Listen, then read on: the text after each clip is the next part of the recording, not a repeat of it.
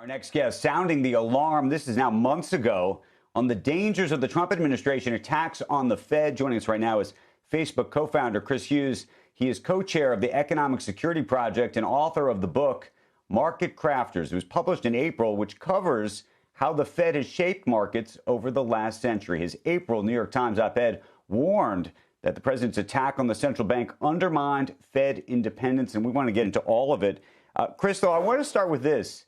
You know, I think that when I last saw you and I read the book and was reading these op-eds, there was a feeling that if the independence of the Fed was genuinely challenged, that the markets would react, that the bond market would react, perhaps the equity market would react, that would be the governor to some extent on any challenge to the Fed's independence. And yet, for whatever reason, and I'm curious what you think the reason is, we have not seen that.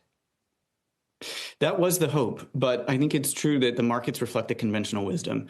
And right now, I think the conventional wisdom is that Trump's team is a lot of talk and not a lot of substance, first off. And then secondly, it seems pretty clear that this firing is illegal. And I think markets expect that there'll be a preliminary injunction at the district court level and that the Supreme Court will hold it up. And perhaps there's even one more reason for market optimism, which I don't necessarily share, but that's that the idea that the administration is recognizing that they can only fire a governor for cause. I mean, back in April, we were all worried that they could just fire governors just like they'd done at the FTC and elsewhere. Now, I think that the reality is that this is the most aggressive assault on Fed independence that we have ever seen. I'm a historian of the institution, and there's been all kinds of jawboning, all kinds of threats, even leaks from the president to smear the chair. This is in a totally different league, and I think that we should all be significantly more concerned than the markets seem to be. Chris, here's the question, though. If, in fact, Lisa Cook did something that was illegal or even immoral, does she have an obligation to step down on her own? Putting aside whatever you think the president's doing, could we hold both ideas in our head, which is to say, you could argue that this is a weaponization and a challenge against the independence of the Fed in terms of how this is being orchestrated. At the same time, there have been members of the Fed board that have stepped down for doing things that may not have even been illegal, but raised questions and eyebrows. And for the credibility of the Fed, there was an argument to be made that they needed to step away. Not for a paperwork error that was made 5 years ago that has nothing to do with how she's executed her time on the job. Listen, we know exactly what happened here. The president made threats for the chair. They didn't really work. So then it seems that he asked folks in his administration to go find some dirt on governors. They found a paperwork error, which seems important and something that needs to be rectified. However, it does not go in any way to Lisa Cook's ability to be a governor of the Federal Reserve and to execute her responsibilities effectively. You got to tell me that people like Scott Bessent, Howard Lutnick, these are very wealthy folks who have reams of complicated tax returns and mortgages. These guys have never made any error in any of that paperwork ever. This is an attempt to find some dirt and then to aggressively prosecute a case. And Lisa Cook should say, no, this is not for cause, and I won't step down.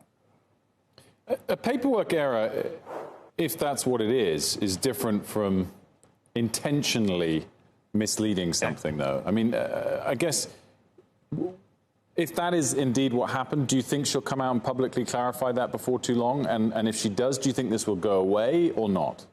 She should. I mean, for this to actually be mortgage fraud, which is the term that the administration is using, you have to have the intent to defraud.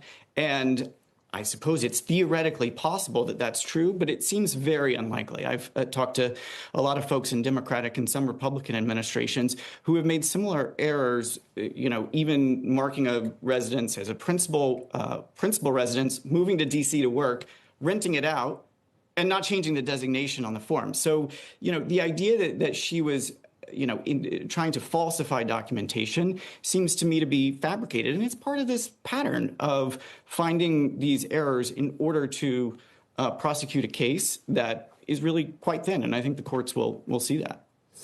Chris, let me ask you this then. Oh, go ahead, Andrew. Go ahead, Will. No, go ahead, Will.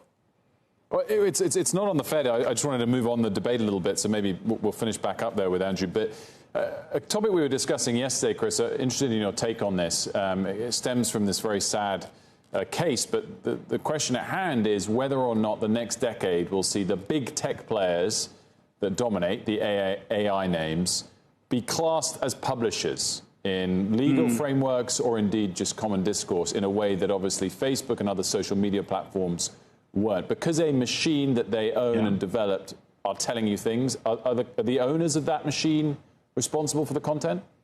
They are, and they seem to know that. So there's the law, Section 230, which many of your viewers, I'm sure, have heard of, passed back 25 plus years ago in the late 90s, which says that if you are a platform, you're not responsible for the stuff that people post on your platform. In other words, that's not original content that you are responsible for. That's something that those folks posting it post for. And that gives blanket immunity. Unprecedented, doesn't exist in any other industry, to companies like Facebook and Google. Now, it's been questioned in the courts in recent years, but so far that still holds. However, for the AI models, because it is original content, each time that they give you an answer, they are formulating an original novel one. That's the whole idea, that they're not giving you the same web page that they would give to anyone else. They are liable for that information. And it seems so far that the models are being trained because the companies realize that they have that liability and don't want to tell people how to build a bomb, let alone, create photos of a teenager that could be circulated for, cyber harassment and bullying. And so I think it goes to a testament to the fact that Section 230 should no longer be the law of the land, even for the social media companies, and, should be repealed in general overall. Chris, I need.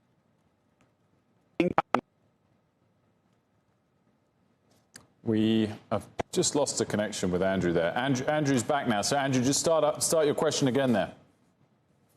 I just wanted to ask you one more time, and I'm sorry for the ping pong on the different topics, but on the Fed, there's one topic that people are talking about. We talked with Loretta Mester about this earlier.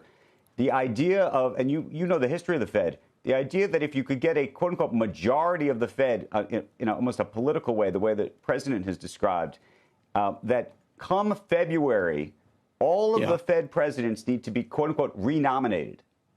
And whether you think that entire process could get upended. The short answer is it depends on the level of integrity of Governor Waller and Governor Bowman.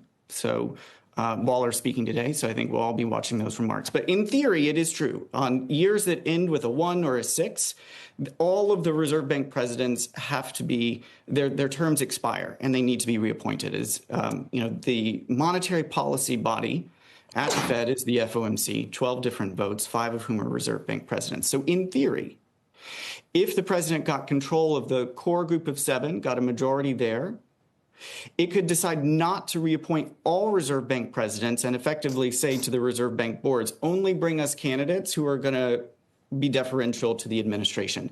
That could happen. Now, to get to 4 of 7, you'd have to have Chris Waller and Michelle Bowman, the 2 current governors who tilt towards a looser monetary policy, agree with that. And I think that these folks have spent much of their lives dedicated to this institution, so I think that's unlikely, but it is possible.